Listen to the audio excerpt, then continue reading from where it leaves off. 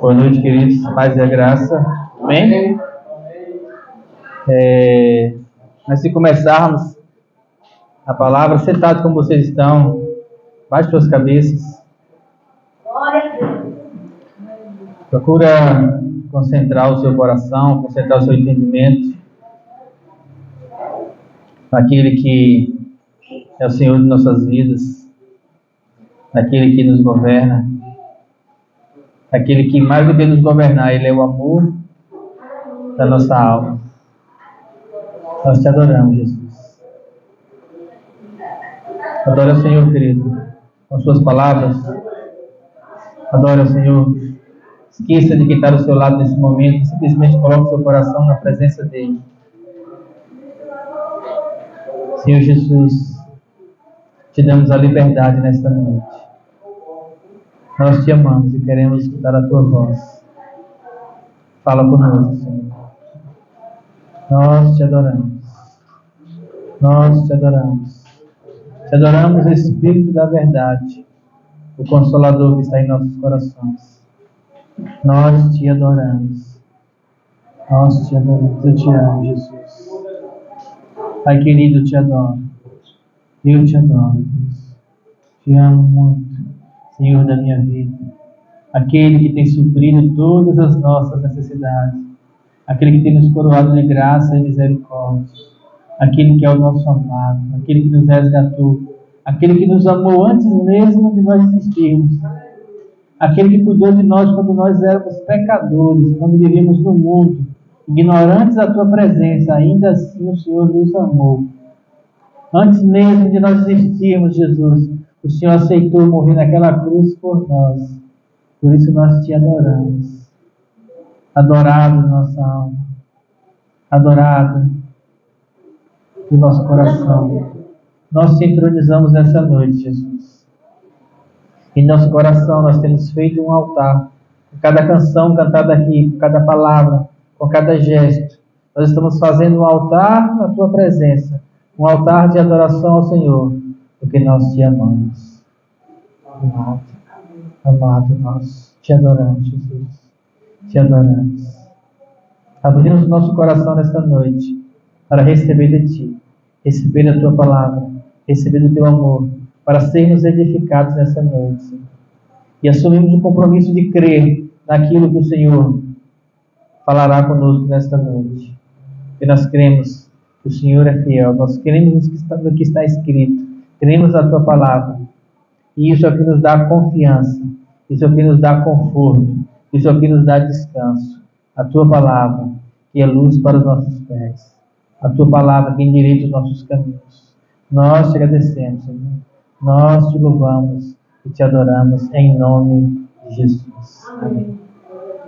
Amém? Amém. Aleluia! Podemos começar? Estão com os corações prontos? Glória a Deus. O irmão ali está. Amém? Estamos prontos, queridos? Eu só vou começar quando vocês estiverem prontos. Amém? Então comece a abrir sua Bíblia em Mateus 4. A partir do versículo 1. Mateus 4. Vai começar. Quem já me conhece sabe que quando eu prego, tem que abrir Bíblia. Fica afiado aí. Amém? Amém. Não, você não. Obrigado. Mateus 4.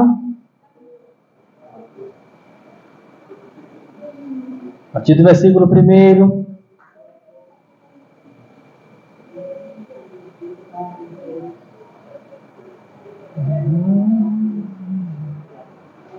Abriram, amém? Amém. Isso. Vamos comigo. A seguir, foi Jesus levado pelo Espírito ao deserto para ser tentado pelo diabo. E depois de jejuar 40 dias e 40 noites, teve fome. Então o tentador, o diabo, aproximando-se, lhes disse: se és o Filho de Deus, manda que estas pedras se transformem em pães. Jesus, porém, respondeu: está escrito: Não só de pão viverá o homem, mas de toda a palavra que procede da boca de Deus. Então o diabo levou a cidade santa, colocou sobre o pináculo, sobre a parte mais alta do templo, e lhe disse: se és o Filho de Deus, joga-te daqui abaixo, porque está escrito: aos teus anjos ordenará e a teu respeito para que te guardem, e eles te sustentarão nas suas mãos, para que não tropeces em alguma pedra. Jesus respondeu-lhes: mas também está escrito: não tentarás ao Senhor teu Deus. Levou o diabo ainda a um monte muito alto, mostrou-lhe todos os reinos do mundo e a glória deles, e disse: tudo isso te darei, se prostrado me adorares. Então Jesus lhes ordenou: retira-te, Satanás, porque está escrito: ao Senhor teu Deus adorarás, e só a Ele darás culto. Com isso, o deixou o diabo, e então vieram os anjos e o serviram. Qual é a frase mais usada nesse texto?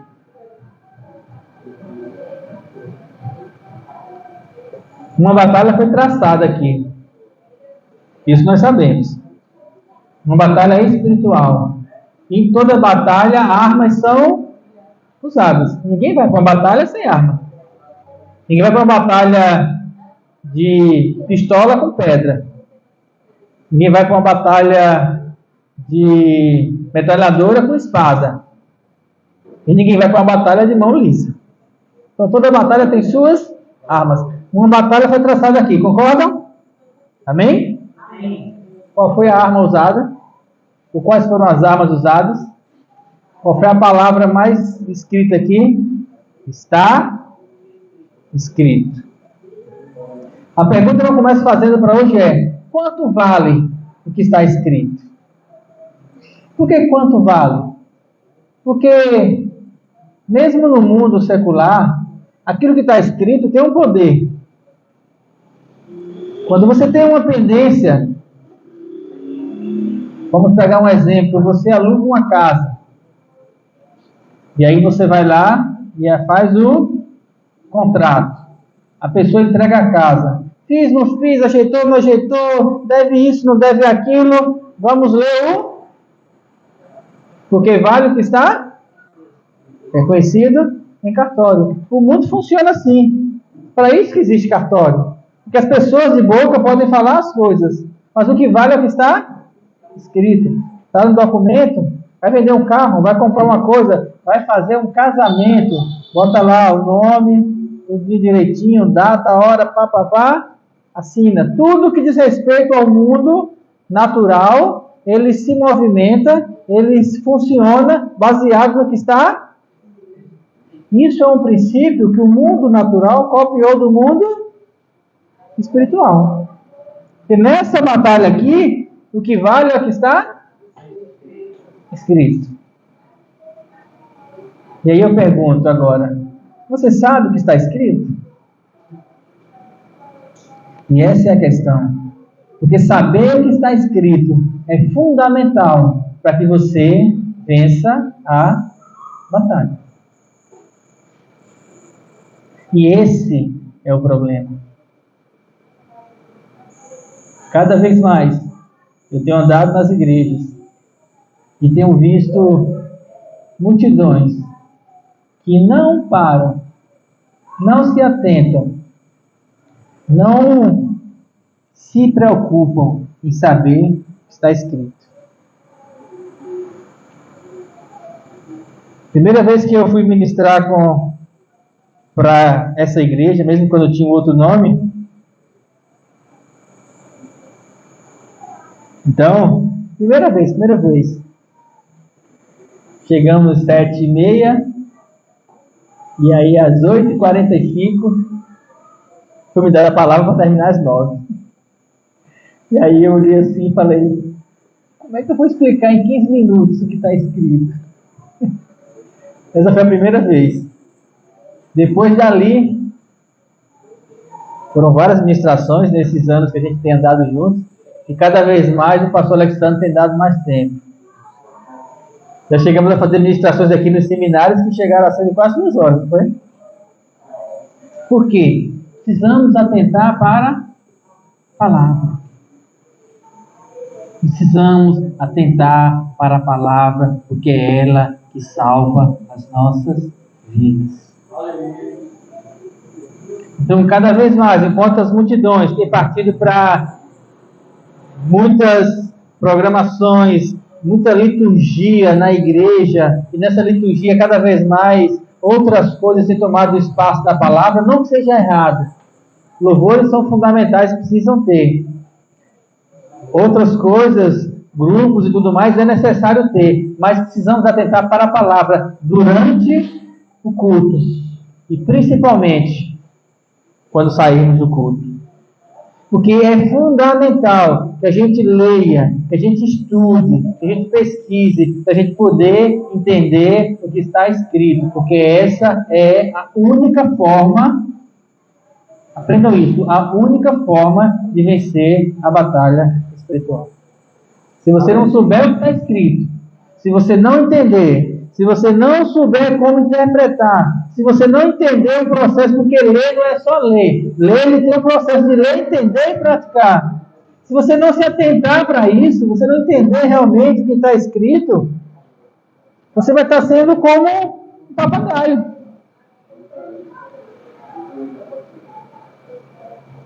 Papagaio pode repetir qualquer palavra. Não pode? Músicas inteiras. Tem papagaio que canta o hino nacional todinho. Dependendo do dono, tem papagaio que canta, tem papagaio que xinga. Tem papagaio que grita. Porque ele repete aquilo que ele ouve frequentemente. Mas o papagaio entende o que ele está falando? Não. E muitas vezes nós chegamos por aí, encontramos muito crente papagaio. Repete tudo. Por causa do costume. Repete tudo por causa do hábito. 20 anos de igreja. Sabe o beabá todinho do culto. Sabe todas as programações. Mas entender, de fato, por que eu estou dizendo isso? O que eu faço? O que eu faço? Qual é o fundamento que sustenta isso que eu estou dizendo? Quando a gente vai para esse lado aí, a gente desiste porque é difícil. Ah, pastor, eu tenho que estudar. A minha vida já é tão corrida. São tantas batalhas que eu tenho no dia a dia. Você tem batalhas que eu também tenho, mas se você não tiver a palavra, se você não souber o que está escrito, você está ferrado. Porque é isso que é a sustentação da nossa vida. Amém? É isso que nos sustenta. São as coisas que nós lemos, interpretamos, entendemos, que vai dar o fundamento para a gente poder chegar nas adversidades. Epa, não é isso que está escrito. E também não é essa a interpretação. Porque só quando nós buscamos o entendimento do Espírito Santo é que nós temos a condição de entender o que está escrito e falar com fé, do mesmo jeito que Jesus falou. Amém? Continuando, Gálatas 3.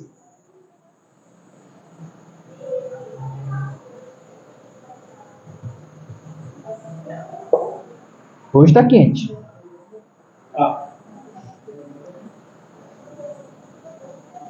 Livro de Gálatas, capítulo 3.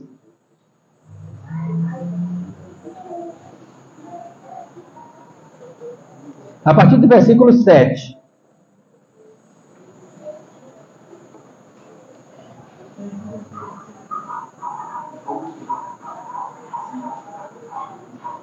E aí eu vou mostrar para vocês nessa passagem, do 7 ao 14, como nós entendemos daquilo que está escrito.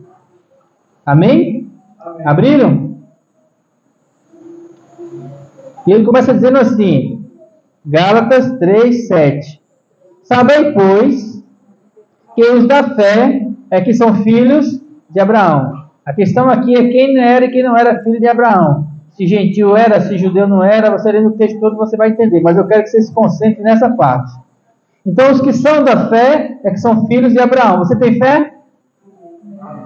Amém? 1, 2, 3. Tem mais gente aqui, não tem? Vocês têm fé? Amém. Então, vocês são filhos de Abraão.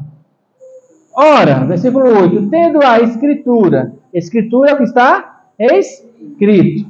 Previsto que Deus justificaria pela fé os gentios, pré-anunciou o Evangelho a Abraão, dizendo: em ti serão abençoados todos os povos da terra. De modo que os da fé são abençoados com o crente Abraão. Quem são os da fé? Somos nós. Todos quanto, pois, são das obras da lei, e aqui está separando a lei e a fé, estão debaixo de maldição, porque está escrito: maldito todo aquele que não permanece em todas as coisas escritas no livro da lei para praticá-las. É evidente que, pela lei, ninguém é justificado diante de Deus, porque o justo vive pela fé. Ora, a lei não procede da fé, mas aquele que observar os preceitos, por ela viverá. Cristo nos resgatou da maldição da lei, fazendo-se ele próprio maldição em nosso lugar, porque está escrito: maldito todo aquele que for pendurado no madeiro. Para que a bênção de Abraão chegasse aos gentios em Jesus Cristo, a fim de que recebêssemos o Espírito prometido pela fé. E aí eu leio tudo isso e olho para vocês e vejo interrogações na cabeça de cada um. Esse é o problema. Muitas vezes nós lemos os textos e nós não conseguimos entender. Por quê? Porque nós não lemos o suficiente.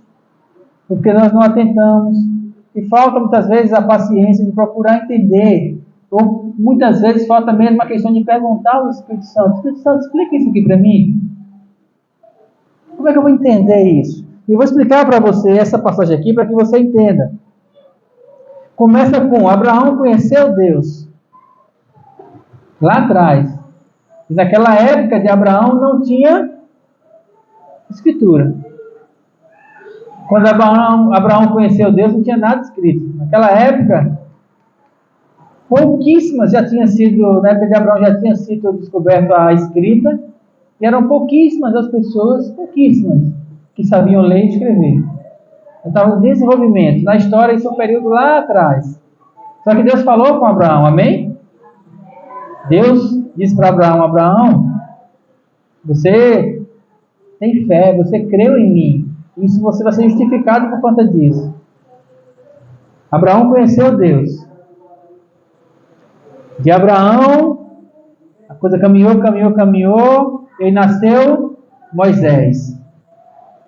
Homem letrado, estudado, criado como filho da filha de Faraó. Ele foi criado no Egito como príncipe, estudado, sabia ler, escrever, conhecia muito bem, conhecia tudo aquilo que tinha. Ser filho da filha de Faraó para Moisés naquela época, como hoje estudar em Harvard. Ele sabia tudo, era um homem inteligentíssimo. E aí, então, Deus deu a Moisés o entendimento e a revelação da Bíblia. Os primeiros 5 livros da Bíblia quem escreveu foi Moisés: Gênesis, Êxodo, Levítico, Número e... Amém. Então, afiar. Estão acompanhando. Deuteronômio. Depois, outros livros foram escritos e a lei foi estabelecida. Só que no texto diz lá que ninguém consegue ser justificado pela lei, porque você tem que cumprir ela por completo. E de Moisés até João Batista, ninguém conseguiu completar a lei. Ninguém cumpriu ela toda. Eles faziam todo ano aquelas purificações, porque eles estavam seguindo aquilo que estava escrito. Só que aí vem Jesus. Perfeito. É aquilo que ele está dizendo lá no texto. Então Jesus, ele cumpriu toda a lei. Tudo aquilo que estava escrito no Velho Testamento, Jesus, ele cumpriu. Completou. E aí, esse que eu quero mostrar para vocês, que aconteceu a partir de Jesus. Quando ele cumpriu a lei, 2 coisas se juntaram. Qual foram as duas coisas? Primeiro, tudo que está escrito, para que nós entendêssemos, só que tudo que está escrito levou as pessoas para um outro lugar, que é um lugar que Abraão encontrou lá atrás, quando não tinha escritura. Abraão conheceu Deus quando não tinha nada escrito. E vieram vários escritos de pessoas que conviveram com Deus, mas que não conseguiram completar a lei, e acabou em Jesus. E Jesus, através da lei, abriu a porta para que a gente tivesse a mesma comunhão que Abraão tinha, dentro de uma liberdade. E aí agora nós temos as duas coisas. Nós temos a liberdade de conhecer Deus, mas também temos todo um passado de história daquilo que está escrito. O que falta para a gente então? Para a gente andar em fé. Porque Abraão creu sem ter nada escrito. As pessoas do Velho Testamento criam naquilo que estava escrito. Jesus veio e abriu a porta, abriu o céu para nós, morreu, sacrificou para que o céu fosse aberto, para que nós tivéssemos as duas coisas. Tanto a fé e o acesso a Deus, baseado naquilo que foi escrito durante tanto tempo. E foi isso que Jesus usou naquele dia lá com o diabo. Porque Jesus, ele conhecia a história, porque ele sempre existiu. E ele lia, e ele estudava. Então, conhecendo a história, ele parou e disse, não, diabo, não é assim que funciona. Porque um homem não vai viver dependente de um pão. Um homem não vive pelo pão. Porque antes de existir pão, está escrito que Deus deu essa revelação a Moisés, que um dia disse Deus, haja luz e houve luz. Então o homem não vive baseado de pão. A vida dele não está fundamentada naquilo que é material. O homem de fé, ele está fundamentado em toda palavra que sai da boca de Deus. Porque é isso que está escrito. Quando eu entendo isso, que eu sinto necessidade de pão, ainda que o diabo diga assim, você está passando fome. Ainda que o diabo venha e fale assim, você está passando necessidade. Ainda que as coisas pareçam difíceis, eu preciso me lembrar daquilo que está. Só que para isso eu preciso saber o que está escrito. Porque como é que eu vou lembrar de uma coisa que eu não sei? Não tem como. Como é que eu vou lembrar de uma coisa que eu não vi?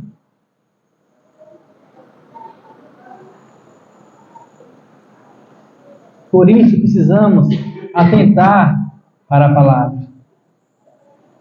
Quando nós mergulhamos na palavra, quando nós procuramos buscar e entender, esse ano, desde janeiro para cá, Deus tem me falado, todas as ministrações que eu fiz, pode olhar lá no YouTube, no meu canal, todas elas pode ser tema diferente, mas o fundamento que Ele está colocando para mim esses dias é, ensina sobre a palavra, incentiva sobre a palavra, fala, exorta, puxa as pessoas para a palavra. As pessoas precisam saber o que está escrito, porque essa é a única maneira de eu trazer de dentro do coração para vivificar aquilo que está escrito. Só que como eu vou vivificar se elas não lerem?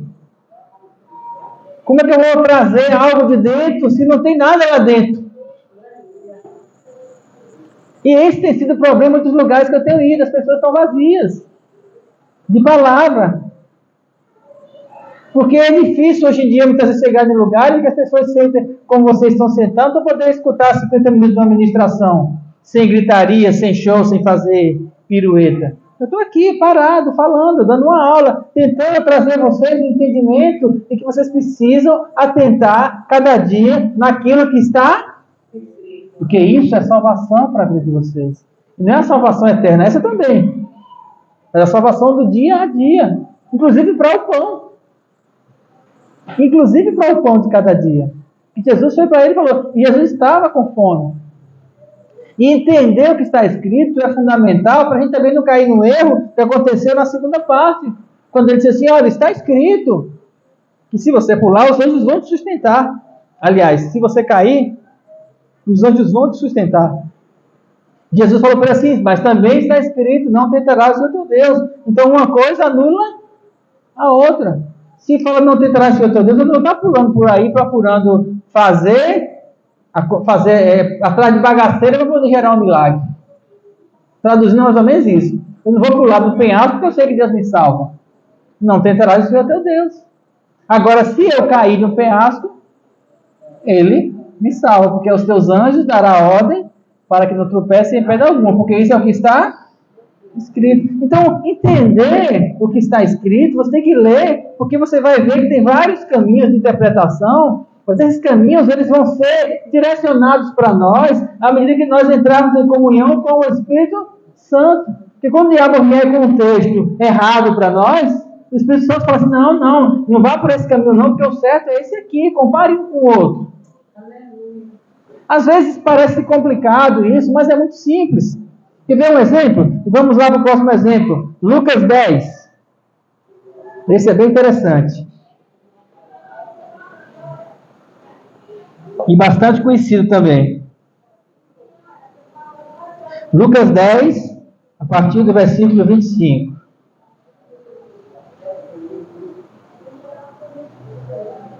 Evangelho de Lucas, capítulo 10, a partir do versículo 25.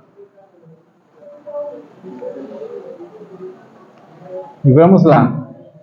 Olha o título do versículo, do capítulo. Qual é o título que está aí? O bom. Todo mundo conhece a história do bom samaritano, não conhece? Mas como chegou até essa história? Vamos lá, versículo 25. Abriram, amém? Amém. Eis que certo homem, intérprete da lei. O que era intérprete da lei?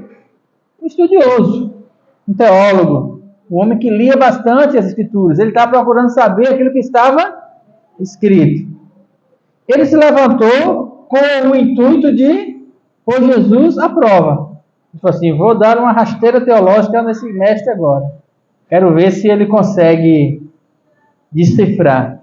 Eu já participei de muitos debates teológicos na minha vida. Eu gostava. Uma época eu gostava. Mas eu gostava.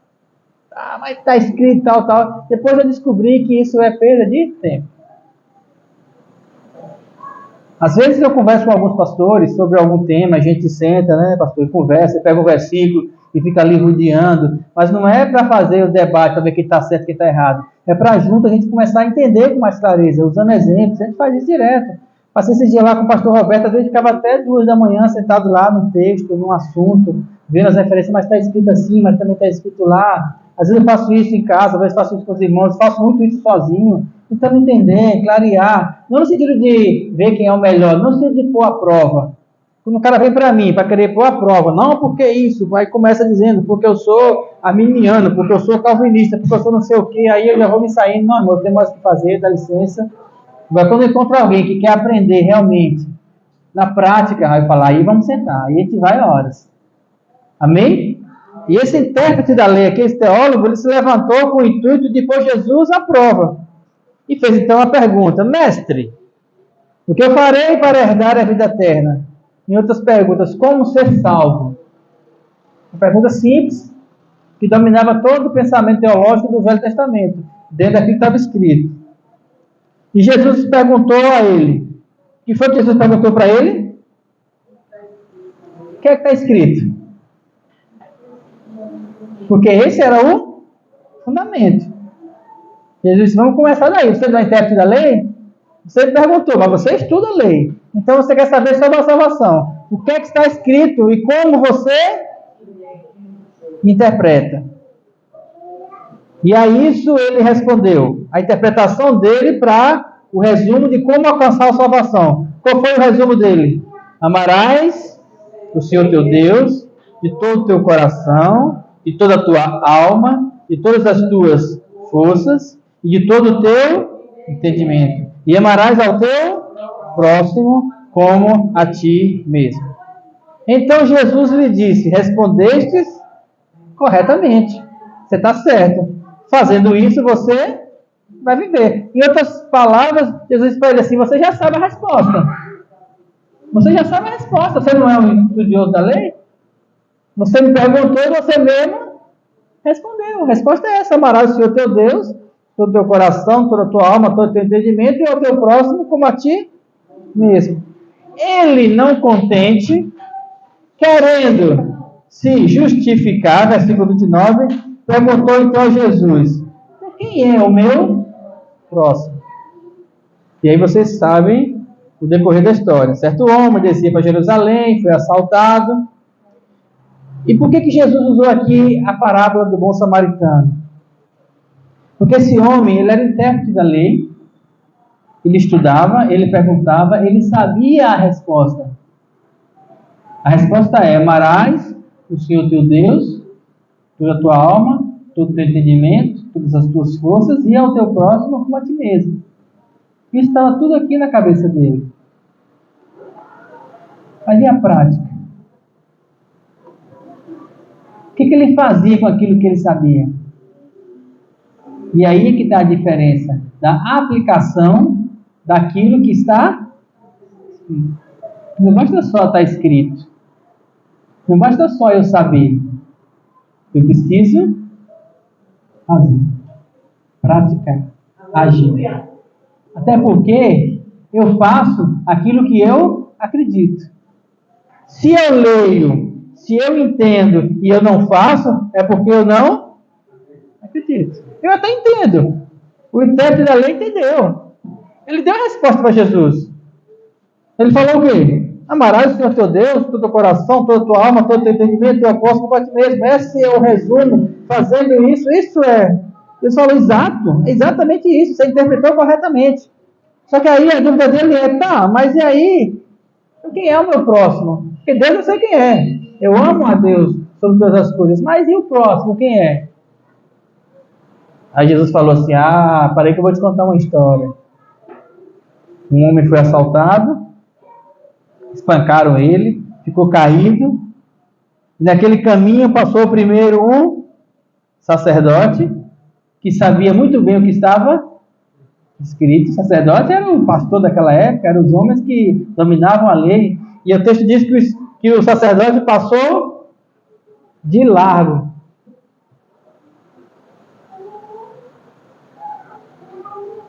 Mas fez até assim para não sentir o cheiro do óleo. O pastor passou longe. Será que o pastor que passou o sacerdote, ele não sabia do princípio de amar ao próximo como a si mesmo? Depois passou um levita. Pessoas que viviam no templo, que serviam, que adoravam ao Senhor. E esse passou de largo. Passou longe. Estou ocupado demais, eu tenho que ir para o ensaio. Estou ocupado demais para ver quem está machucado. Não tenho as minhas obrigações na igreja, não tenho tempo de parar para ajudar ninguém, não. Mas pastor, é assim que funciona hoje? Será que é desse jeito? Será que a gente não vê por aí pessoas que falam assim: não, eu tenho tantas obrigações na igreja que eu não tenho tempo de sentar e orar por ninguém? Quem é o meu próximo? Aí passa um. Quem eram os samaritanos? Os samaritanos eram gentios. Os samaritanos eram o povo que não era judeu. Os samaritanos é aquele povo que era considerado judeus. Os samaritanos nem se falavam. Eles eram odiados um pelo outro, como é ainda hoje lá. Israel e Hamas. Mesma coisinha daquela época até hoje.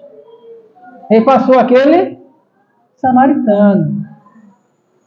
O samaritano chegou, não passou de largo, olhou para o homem e fez o que com ele? No versículo 33, a última palavra: compadeceu-se. Curou os ferimentos, aplicou o óleo, o vinho e cuidou daquele homem que havia sido espancado.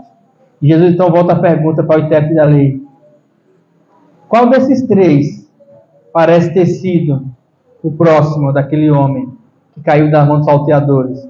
Versículo 37. Respondeu-lhe o intérprete da lei: aquele que usou de misericórdia para com ele. Então disse Jesus: vai tu e procede da mesma forma.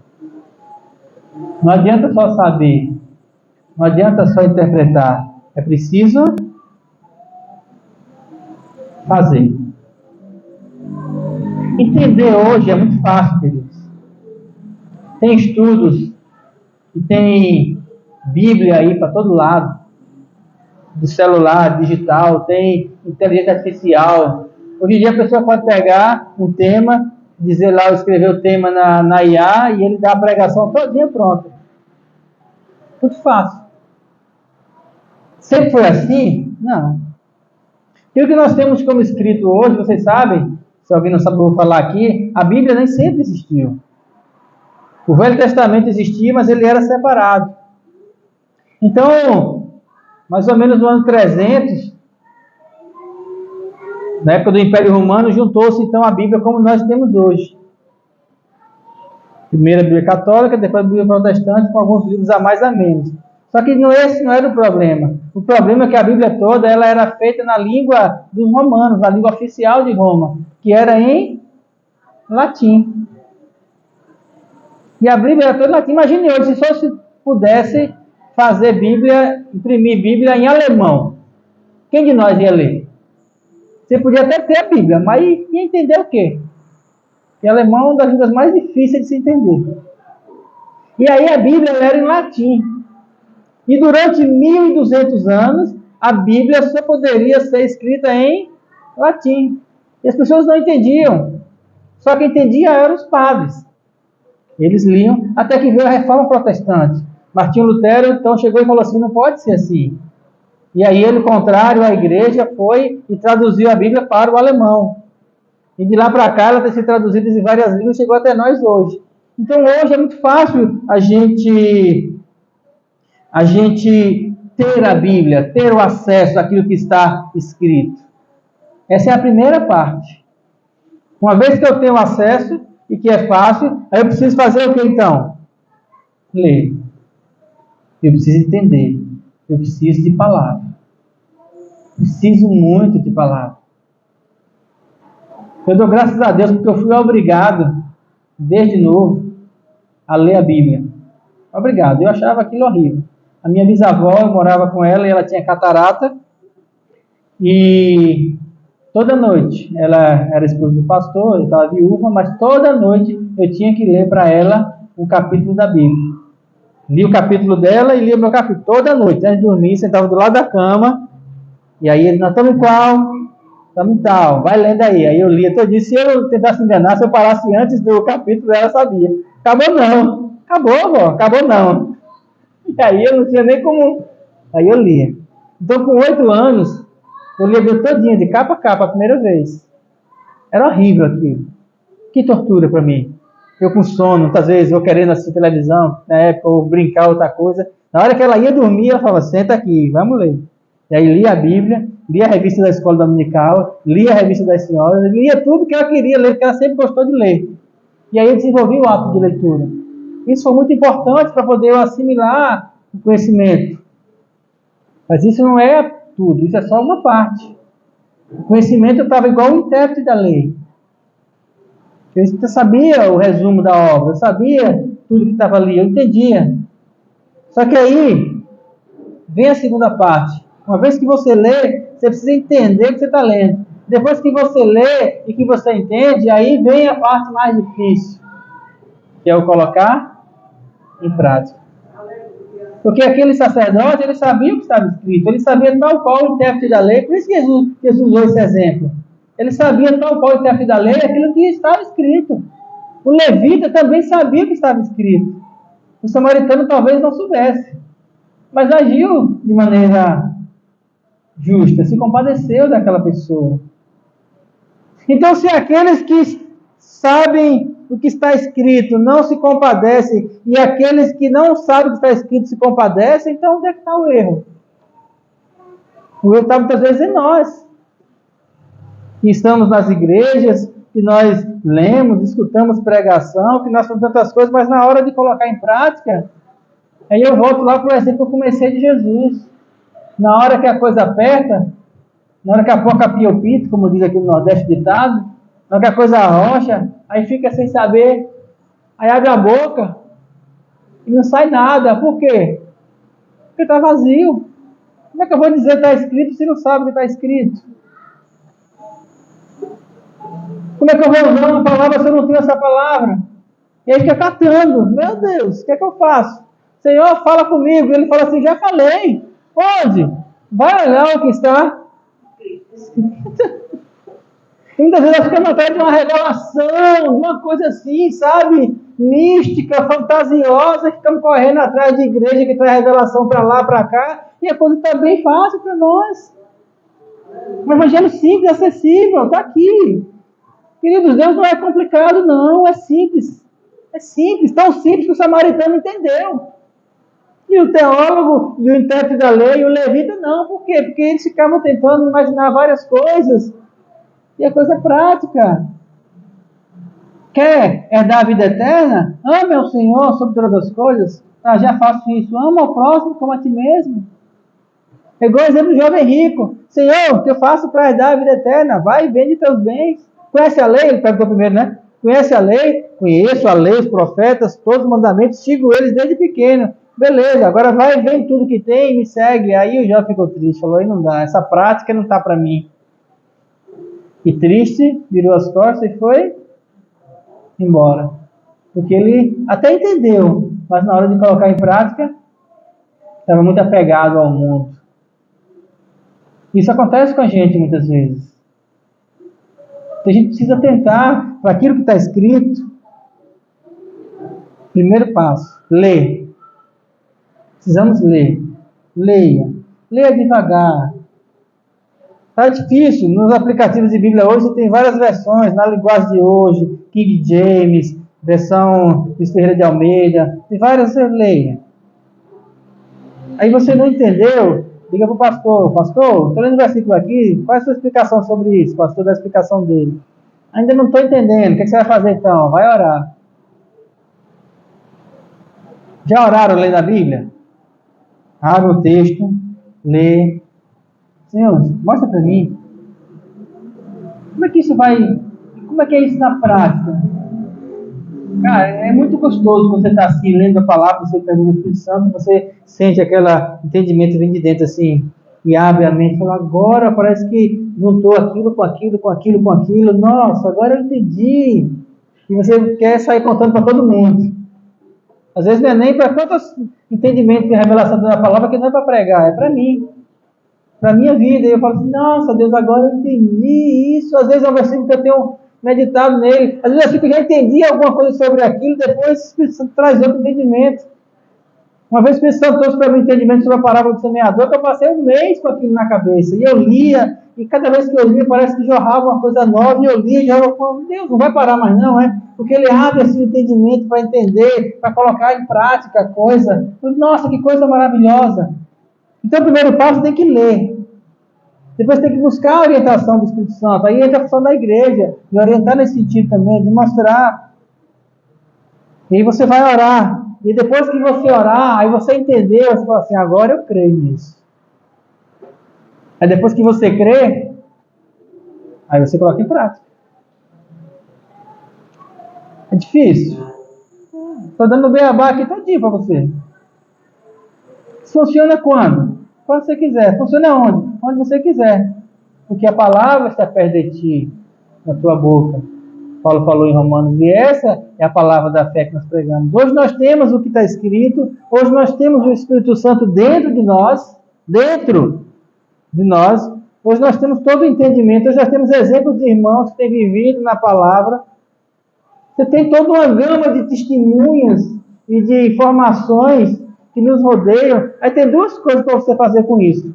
Ou vira uma bagunça enorme na sua cabeça, ou você entra no seu quarto e vai pedir orientação ao Espírito Santo, ele vai te dar um caminho, uma orientação dentro da palavra. E aí essa orientação dada pelo Espírito Santo, eu duvido que você vai para o seu quarto, pegar um versículo, pedir ao Espírito Santo para dar uma orientação, e você ler esse versículo, você chegar ao pastor Alexandre e falar para ele, o Espírito Santo mostrando essa palavra assim, assim, assim. Eu duvido se é diferente daquilo que o Espírito Santo tem mostrado a ele. A não ser que uma pessoa tenha uma índole diferente. Aí é diferente. Porque a verdade ela é a mesma. O que muda é o coração das pessoas. E aí até disso fica fácil você entender. Que quando você escuta o Espírito Santo dentro da revelação da palavra, que você conhece alguém que não tem uma boa índole, que não tem um bom coração, que é uma pessoa que está mercadejando a palavra, que é uma pessoa que rouba a fé das pessoas, alguém que não tem interesse dentro da verdade, aí você sente logo. Negou Jesus com aquele intérprete. Jesus percebeu logo qual era dele. Ele queria fazer uma jogada teológica com Jesus. Jesus então armou para ele e falou assim, você não interpretou a palavra? Interpretei. Você não entendeu? Entendeu. Tá, mas quem é o meu próximo? Vou dar para você um exemplo. Aí no exemplo, você entendeu agora quem é o seu próximo? Entendi. Então, vai tu e faz. Só precisa fazer. Quando você vê alguém na sua frente que esteja numa situação difícil, esse é seu próximo. E é impossível você amar a Deus sobre todas as coisas e não amar o próximo. E quando nós amamos a Deus de verdade, foi até uma coisa que eu estava conversando isso com o missionário Nunes ontem, na vigília que a gente estava. Quando você ama a Deus de verdade, quando você entra em comunhão com o Espírito Santo, é impossível você não amar as pessoas. Quando você busca comunhão com o Espírito Santo, é impossível você não ser constrangido pelo amor. Você não consegue ficar quieto. Por isso, todas as pessoas que de fato buscam a Deus verdadeiramente, elas não conseguem ficar só dentro da igreja, enchendo o próprio ventre com palavra, e com revelação, e com cantiga. Então, ela tem que sair. Ela sabe que a única forma dela ser cheia de novo é se esvaziando. Então eu tenho que pegar o amor de Deus no meu coração. Quando eu entro em comunhão com o Espírito Santo, que ele me enche, que ele me inunda, eu tenho que olhar para um lado para o outro, eu tenho que distribuir isso para alguém. Você tem que sair na rua, você tem que abraçar alguém, você tem que orar por alguém, você tem que ministrar a palavra por alguém, você tem que debulhar isso, você tem que botar isso para fora. E aí, quando você bota, a pessoa é cheia do Espírito Santo, a pessoa é transformada, a pessoa é curada, aí você está vazio, o buraco fica maior, aí você volta para a sua comunhão com Deus, e Deus faz o quê? Enche de novo. E aí você fica cheio de novo, assim, eita que eu estou empachado. Aí você faz o quê? Vou para a rua. Vai procurar um mendigo para orar por ele, vou procurar alguém que está... Tem dia na minha vida que eu saio assim e falo, Deus, eu preciso de uma pessoa doente, eu poder colocar as mãos para orar por ela, eu preciso amar, eu preciso pegar alguém e dar um abraço apertado.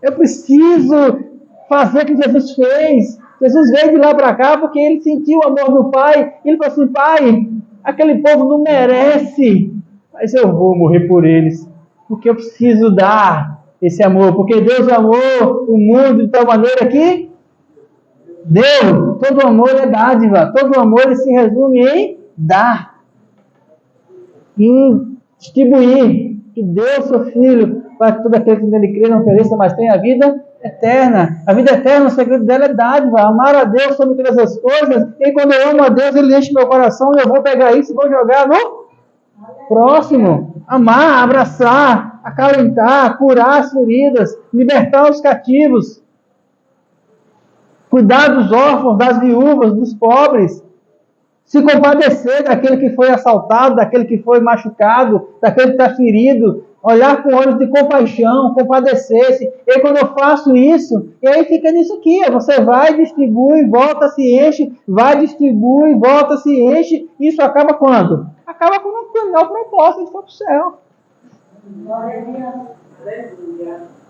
Mas a gente só vai entender isso a partir do momento que a gente lê, orar, buscar e crer. É uma prática.